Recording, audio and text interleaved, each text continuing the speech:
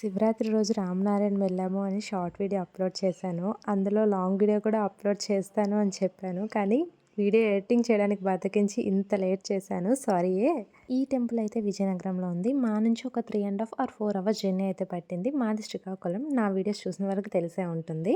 మనకి temple entrance అంటే గేట్కి right side ticket counter ఉంటుంది. టికెట్స్ తీసుకుంటేనే ఎంట్రీ ఉంటుంది. టికెట్ ప్రైస్ వచ్చి 60 రూపీస్. నైట్ టైం అయితే, మార్నింగ్ టైం అయితే 40 ఉంటుందని కొన్ని వీడియోస్లో చూశాను. కానీ నాకు ఐడియా లేదు. మేము వెళ్ళినప్పుడు అయితే 60 రూపీస్కి ఈచ్ పర్సన్కి తీసుకున్నాము.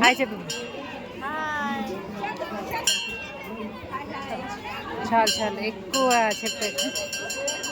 ఏదో మా అమ్మ వీడియోలో హాయ్ చెప్తానని ఆశపడితే హాయ్ చెప్పించాను. మీరు కూడా కామెంట్లో హాయ్ అని కామెంట్ చేయండి. ఇలా లోపలికి వెళ్ళగానే స్టార్టింగ్ మనకు వినాయకుడి టెంపుల్ ఉంటుంది. అక్కడ దర్శనం చేసుకున్న తర్వాత అంటే మామూలుగా దండం పెట్టుకొని వెళ్ళిపోవడమే. ఆ బ్యాక్ సైడ్ అయితే ఇలా దీపం పెడుతున్నారు అందరూ. శివరాత్రి కదా, మనము పెడితే మంచిది కదా, 365 ఒత్తులు అనుకొని మేము కూడా తీసుకున్నాము ఒక సెట్. ఇక్కడ మనకి శివుడు పార్వతి ఒక ఫౌంటైన్లో ఉన్నారు. అదిగోండి చూడండి, నీట్గా కనిపిస్తుంది. ఇక్కడైతే ఒక దీపం పెట్టుకున్నాము. అలాగే అక్కడ పంతులు గారు గోత్రనామాలు చదువుతుంటే చదివించుకున్నాము.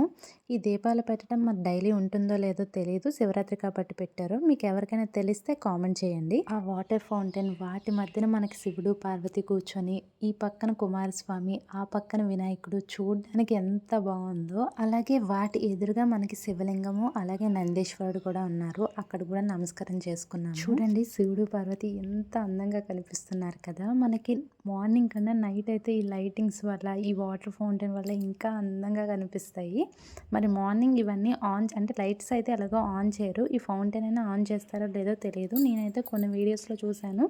ఈ ఫౌంటైన్స్ ఉన్న దగ్గర ఎక్కడ మనకి వాటర్ ఫౌంటైన్ ఆన్ చేయట్లేదు. అక్కడ అలా అయిపోగానే ముందుకు నడుచుకొని వెళ్ళాము. మనకి ఇది 2 ఫ్లోర్ అంటే కింద గార్డెనింగ్ ఏరియా అంటే గ్రీనరీ మొత్తం ఉంటాయి. సెకండ్ ఫ్లోర్లో మనకి మెయిన్ దేవుడు ఉంటుంది.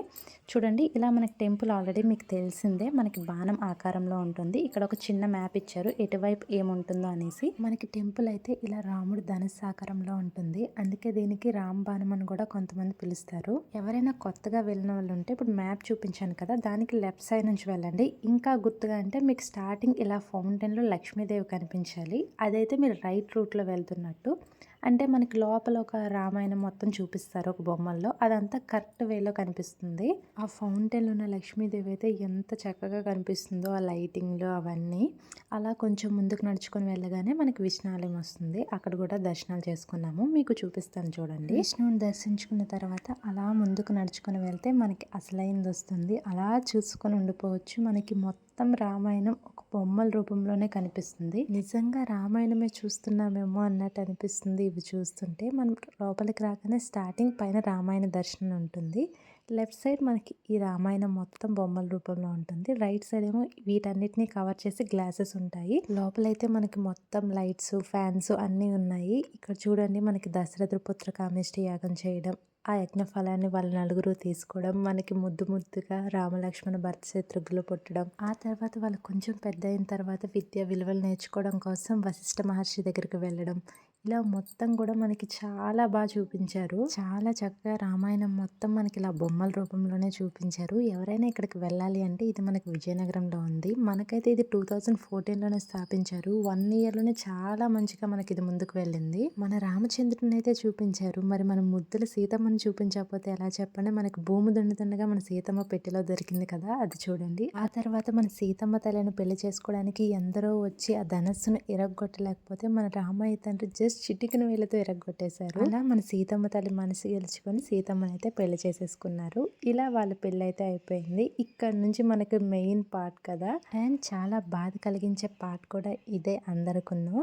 కైకేయి మాత చెప్పిందనేసి 14 ఏళ్ళు మనకి రామయ్య తండ్రి అరణ్యవాసంకి వెళ్ళారు. ఇప్పటి జనరేషన్లో అయితే సొంత అమ్మా నాన్న మాటే వినం, పైగా వాళ్ళని ఎదిరిస్తాం. అంతకన్నా నీచం ఏంటంటే ఇంకొంతమంది వాళ్ళపైన చెయ్యిలు కూడా వేస్తారు.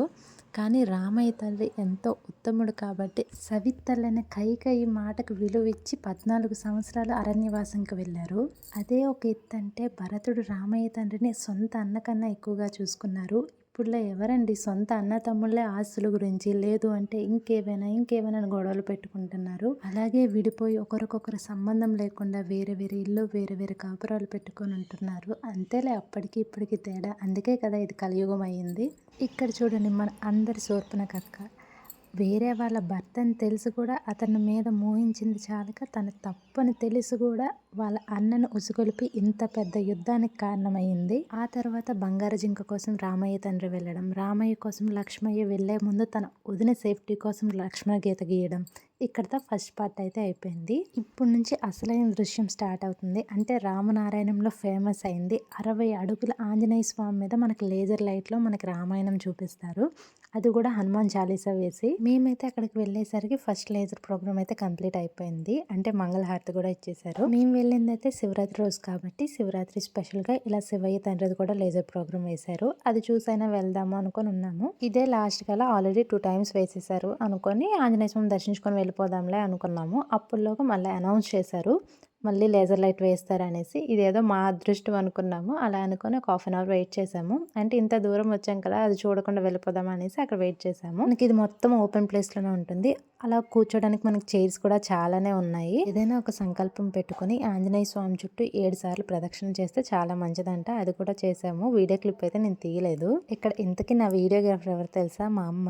నన్ను ఆంజనేయ స్వామిని కలిపి తీయమ్మా అని చెప్తే తీస్తే నన్ను సపరేట్గా తీస్తుంది, లేదు అంటే ఆంజనేయ స్వామిని సపరేట్గా తీస్తుంది. ఫోన్లో ఎలాగో ఒకలాగా ఏదో ఒకలా తీస్తుంది కదలే అనుకుని అడ్జస్ట్ అయిపోయాను. ఆంజనేయ స్వామి దర్శించుకున్న తర్వాత అక్కడ చైర్స్లోనే అలా ఒక హాఫ్ అన్ అవర్ వరకు వెయిట్ చేసాము ఎప్పుడు వేస్తారనేసి. మనకైతే అది ఒక 10 మినిట్సే ఉంటుంది ఆ మూవీ అనేది. ఇలా రామాయణం చూపిస్తారు, అలాగే మనకు హనుమాన్ చాలీసా వేస్తారు. అదంతా నెక్స్ట్ వీడియో క్లిప్లో నేను యాడ్ చేశాను, చూడండి. ఎవరైనా ఫస్ట్ టైం వెళ్తే మాత్రం ఈ లేజర్ ప్రోగ్రామ్ మాత్రం అస్సలు మిస్ అవ్వద్దు. చాలా బాగుంటుంది. మనకు అలా వినాలి, అలా చూడాలి అనిపిస్తుంది.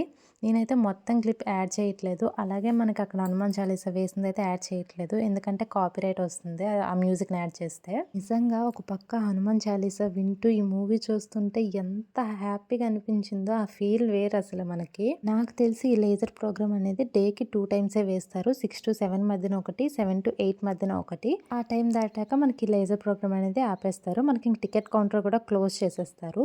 ఎవరైనా ఖచ్చితంగా ఇదే చూడడానికి వెళ్తే మాత్రం మ్యాక్సిమం 6 నైట్ టైం వెళ్ళడానికి చూడండి. అది కూడా మీరు 6 to 7 మధ్యనే వెళ్ళిపోవడానికి అక్కడ రీచ్ అవ్వడానికి చూడండి. మనకైతే ఈ రామనారాయణం డైలీ మార్నింగ్ 9కి తీస్తారు, ఈవినింగ్ 9కి క్లోజ్ చేసేస్తారు. ఆ టైం మధ్యనే మనం వెళ్ళడానికి ఇక్కడ అవుతుంది. ఆ తర్వాత టికెట్ కౌంటర్ కూడా క్లోజ్ చేసేస్తారు. మేమైతే అక్కడికి వెళ్తే కరెక్ట్గా 7:30 అయ్యింది. లాస్ట్ అయినా చూస్తామా లేదా అనుకున్నాము, కానీ మా అదృష్టం ఏంటంటే మేము వెళ్ళింది ఆ శివరాత్రి కాబట్టి చాలానే లేజర్ ప్రోగ్రామ్స్ వేశారు. మేమైతే దగ్గర 11:30 వరకు రామనారాయణంలోనే ఉన్నాము. అప్పటికి లేజర్ ప్రోగ్రామ్స్ ఇంకా వేస్తూనే ఉన్నారు, కానీ మేము మిగతా కిందవన్నీ చూసుకొని అలా వచ్చేసాము.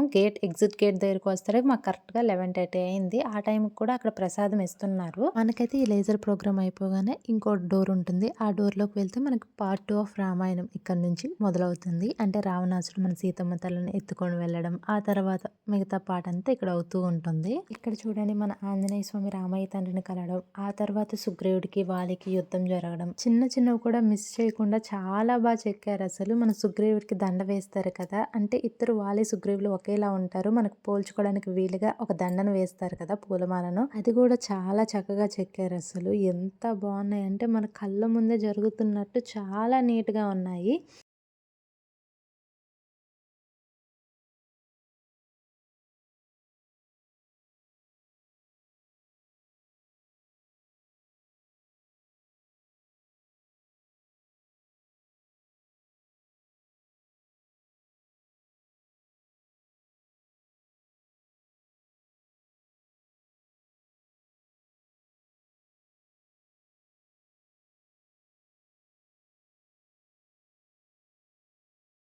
ఫైనలీ ఒక్కొక్క రాయి మీద జై శ్రీరామ్ అని రాసి వంతెనైతే లంక వరకు కట్టేశారు. శివ ఆజ్ఞ లేనిదే చీమకైనా హాని జరగదు అంటారు కదా, అందుకే అంత పెద్ద యుద్ధానికి వెళ్లే ముందు శివయ్యని అభిషేకం చేసుకొని వెళ్తున్నట్టున్నారు. ఇంకొకటి చెప్పడం మర్చిపోయాను, కొంతమందికి అక్కడ బొమ్మ చూస్తారు కానీ అక్కడ ఏం జరుగుతుందో కొంతమందికి తెలియదు. అలాంటి వాళ్ళ కోసం అక్కడ ఏం జరుగుతుంది, ఆ బొమ్మలో ఏం జరుగుతుందో దాని మ్యాటరే మనకి కింద ఇంగ్లీష్లో తెలుగులో ఇచ్చారు. తెలియని వాళ్ళు అది చదివిసైనా తెలుసుకోవచ్చు. ఇంతటి రామనారాయణంకి వచ్చి రామయ్య తండ్రిని చూడకుండా వెళ్ళిపోతే ఎలా చెప్పండి. అందుకే రామయ్య తండ్రిని కూడా దర్శించుకున్నాము. రామయ్య తండ్రి మందిరంకి ఆపోజిట్ కింద మనకి గోశాల ఉన్నది. గోశాలను అయితే పైనుంచే చూసాము, కింద వరకు అయితే వెళ్ళలేదు. మేము వేరే టెంపుల్కి వెళ్ళేది ఉండేది, అందుకే వెళ్ళలేదు. అక్కడ చాలానే ఆవులు ఉన్నట్టున్నాయి.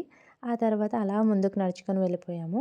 ఇందాకైతే ఇలాంటి వాటర్ ఫౌంటైన్‌లో లక్ష్మీదేవి చూసాం కదా! ఇక్కడైతే సరస్వతీదేవి ఉంటుంది. మనకిలా సరస్వతీదేవి కనిపిస్తుందంటే మనం ఎగ్జిట్ కిందకొచ్చేస్తున్నాము రామయ్య మందిరం నుంచి అనేసి. చూడండి ఫైనల్ లుక్ ఇలా ఎంత చక్కగా లైట్‌ల వెలుగులతో ఎంత అందంగా ఉంది కదా! అక్కడ అన్నీ చూసుకొని ఎగ్జిట్ గేట్ దగ్గర ప్రసాదం ఇస్తుంటే తీసుకొని 12 లోపలైతే ఇక్కడి నుంచైతే వెళ్ళిపోయాము. బయలుదేరిపోయాము. మేమైతే పుణ్యగిరి వెళ్ళాలి అనుకున్నాము. శివరాత్రి కదా! శివయ్య తండ్రిని దర్శించుకుందాం అనేసి. ఇదైతే నాకు కరెక్ట్‌గా అడ్రస్ తెలీదు గానీ, నాకు తెలిసినంతలో చెప్తాను. రెగ్యులర్‌గా ఆ టెంపుల్‌కి టాక్సీలు ఇలా కార్స్ వెళ్తాయో లేవో తెలీదు. బైక్స్ అయితే వెళ్ళిపోతున్నాయి. టాక్సీలయితే మేము వెళ్ళిన శివరాత్రి రోజు కాబట్టి ఆపేస్తున్నారు. ఆపిస్తే అక్కడి నుంచి ఎస్కార్ట్ దగ్గర ఆపేస్తారు. అక్కడి నుంచి బస్ అవైలబుల్‌గా ఉంటుంది మనకు టెంపుల్ వరకు. లేడీస్‌కి ఫ్రీ బస్సే మనకు తెలిసింది. ఆ బస్ ఎక్కేసి టెంపుల్ వరకైతే వెళ్ళిపోయాము. టెంపుల్ దగ్గరికొచ్చాక అసలైన టాస్క్ మొదలవుతుంది. ఇలా మెట్లు మొత్తం ఎక్కుకొని వెళ్ళాలి. ఆ మెట్లు చాలా ఎత్తుగా అనిపిస్తాయి. అందులోనే ఇంకా పోలీసులు ఎక్కడికక్కడ స్టెప్స్ మీద చాలా మందిని ఆపేస్తున్నారు. కొంచెం స్లిప్ అయినా పడిపోతామేమో అన్నట్టు అనిపించింది. అందుకే నేను అసలు ఎక్కడ సరిగ్గా వీడియోస్ కూడా తీయలేదు. అంత రష్‌గా ఉండేది ఈ టెంపుల్ దగ్గర. మరి శివరాత్రి అంటే ఆ మాత్రం ఉంటుందిలే శివయ్య తండ్రి దగ్గర. అలాగే 1 తర్వాత 2 తర్వాత వెళ్ళిన వాళ్ళు కొంతమంది స్నానం కూడా చేస్తారు. అంటే మార్నింగ్ నుంచి అలా దేవాలయానికి తిరిగే వాళ్ళు స్నానం చేస్తారు. పైకి వెళ్ళాకైనా స్నానం చేసుకోవచ్చు. లేదు అంటే ఇలా మెట్ల పక్కనే మనకు ఒక చిన్న వాటర్ ఫాల్ ఉంది. అక్కడైనా స్నానం చేసుకోవచ్చు. అలాగే లేడీస్‌కి డ్రెస్ చేంజ్ చేసుకోవడానికి ఒక చిన్న డ్రెస్ చేంజింగ్ కూడా ఉంది. అంతే మరి ఈ రోజుకి వీడియో. వీడియో నచ్చితే please to like and subscribe.